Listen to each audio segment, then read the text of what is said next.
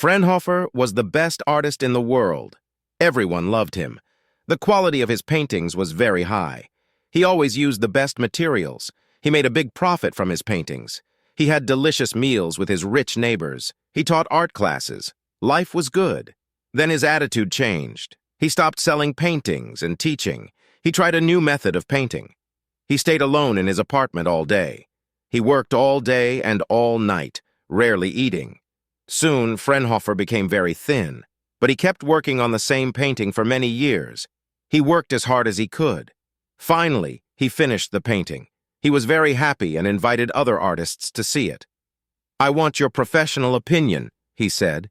He wanted them to judge it and compare it to other paintings. Everyone was very excited as they went up the stairs to his apartment. Fraunhofer was excited to show his painting, and the artists were excited to see it. "They'll love it," he thought. But they did not. They were surprised by his painting.